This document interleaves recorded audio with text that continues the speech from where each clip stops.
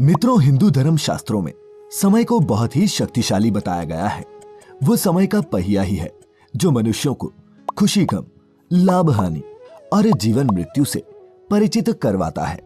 मित्रों, आपने भी देखा होगा कि समय का चक्र जब परिवर्तित होता है तो राजा को रंक और रंक को राजा बना देता है। और ऐसा माना जाता है कि समय के कारण ही मनुष्य के जीवन में कभी खुशी आती है तो कभी दुख भी उन्हें झेलने पड़ते हैं। लेकिन क्या आपने कभी ये सोचा है कि आपके जीवन में शुभ समय आने वाला है, इसका पहले ही पता कैसे किया जा सकता है? अगर नहीं तो चलिए आज की इस वीडियो में हम आपको उन संकेतों के बारे में बताते हैं जिन्हें जानने के बाद आप भी अपने जीवन में होने वाले बदलाव का अंदाजा पहले ही लगा सकेंगे, जिसके बारे में भगवान श्री कृष्ण ने स्वयं नारद जी को बताया था। हिंदू धर्म ग्रंथों में वर्णित एक कथा के अनुसार जब एक दिन नारद जी भगवान श्री कृष्ण से मिलने आए तो उन्होंने भगवान से पूछा, हे नारायण, कृपया कर ये बताइए कि कोई भी मनुष्य अपने जीवन में आने वाले शुभ समय के बारे में पहले से ही कैसे जान सकता है? तब भगवान कृष्ण ने उत्तर दिया, हे देवर्षि, मैं स्वयं मनुष्यों को समय परिवर्तित होने से पहले ही कुछ संकेत पशु पक्षियों, छोटे बच्चों और अपने भक्तों द्वारा पहुंचाता हूं, जिन्हें ज्ञानी मनुष्य तो समझ लेते हैं लेकिन अज्ञानी मनुष्य उन्हें भांप नहीं पाते। हे देवर्षि, इन संकेतों में से सबसे पहला संकेत ये है कि जब किसी मनुष्य की आंखें ब्रह्म मुहूर्त में अक्सर खुलने लगती हैं और उसे ईश्वर का स्मरण स्वतः ही होने लगता है, या फिर मनुष्यों को ऐसा प्रतीत होने लगता है कि उन्हें कोई और किसी दिशा की ओर ले जा रहा है, तब ऐसे मनुष्यों को ये समझ लेना चाहिए कि आने वाले समय में उनके भाग्य का द्वार खुलने वाला है और उन्हें कामयाबी की नई राह मिलने वाली है। ऐसे समय में मैं स्वयं मनुष्यों की सहायता करता हूँ। तो मित्रों, अगर आपकी भी आंखें ब्रह्म मुहूर्त में खुलने लगी हों और आपने अपने जीवन में ऐसा बदलाव महसूस किया हो तो नीचे कमेंट करके अवश्य बताएं। इसके बाद श्री कृष्ण दूसरे संकेत के बारे में बताते हुए नारद जी से कहते हैं, हे ब्रह्मपुत्र, जब कोई मनुष्य प्रसन्न रहने लगता है या फिर उसके चेहरे पर हर वक्त मुस्कान दिखाई दे, अर्थात वो मुस्कान से भरा हुआ रहता हो, और ऐसा मनुष्य जब अपने क्रोध पर विजय प्राप्त कर लेता है तो उसे समझ लेना चाहिए कि उसके जीवन में अब खुशियों की बारिश होने वाली है।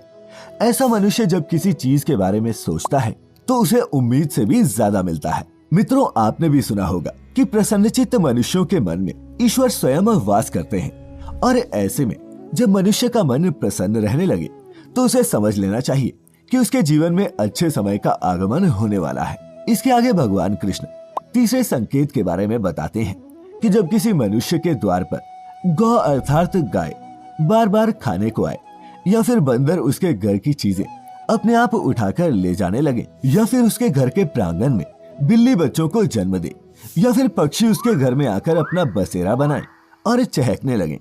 तब भी मनुष्य को समझ जाना चाहिए कि आने वाला समय उसको पहले से और ज्यादा शक्तिशाली बनाने वाला है और वह अपने जीवन में नई नई ऊंचाइयां छूने वाला है। इसके बाद चौथे संकेत के बारे में बताते हुए भगवान कृष्ण कहते हैं, जब किसी मनुष्य के घर पर छोटे बच्चे बिना बुलाए बार बार आकर खेलने लगे या फिर उन्हें देखकर बार बार मुस्कुराएं, तो ऐसे में उस मनुष्य को भी समझ जाना चाहिए कि उनका आने वाला समय खुशियों से भरा होने वाला है और नए रिश्ते उनसे जुड़ने वाले हैं। मित्रों, आपने भी बड़े बुजुर्गों को ये कहते सुना होगा कि छोटे बच्चे ईश्वर का रूप होते हैं और वे हमेशा आपके लिए शुभ ही होते हैं। इसके बारे में आप स्वयं क्या सोचते हैं, ये भी नीचे कमेंट्स में लिखें। पांचवें संकेत के बारे में भगवान कृष्ण बताते हैं कि जब मनुष्य के खर्चे में कमी आने लगे और धन प्राप्त करने के नए नए स्रोत अपने आप दिखाई देने लगे,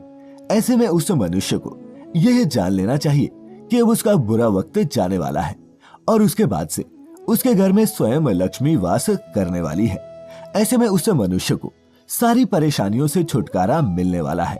और धन भी उसके घर में ठहरने वाला है जो पहले नहीं ठहरता था। फिर भगवान कृष्ण आगे बताते हैं कि जो अगला संकेत मैं मनुष्यों को भेजता हूँ जिससे वह जान सके कि उनका शुभ समय शुरू होने वाला है, वह ये है कि जब भी कोई मनुष्य पूजा की थाली लिए हुए भगवान की आरती कर रहा हो और उसे ऐसा प्रतीत हो कि उसे देखकर भगवान की मूर्त मुस्कुरा रही है, या फिर बड़े दिनों के बाद उसके घर में अतिथियों का आगमन हुआ हो, तो उसे भी समझ जाना चाहिए कि उसका अच्छा समय शुरू होने वाला है। इसके अलावा जब किसी महिला का बायां अंग और पुरुष का दाहिना अंग फड़कने लगे तब भी उसे जान जाना चाहिए कि उसका शुभ समय आने वाला है। इसके बाद इस 7वें संकेत के बारे में भगवान कृष्ण बताते हैं कि जब कोई मनुष्य सुबह सुबह किसी शुभ कार्य को करने के लिए घर से निकलता है और रास्ते में उसे गौ अर्थात गाय माता के दर्शन हो जाए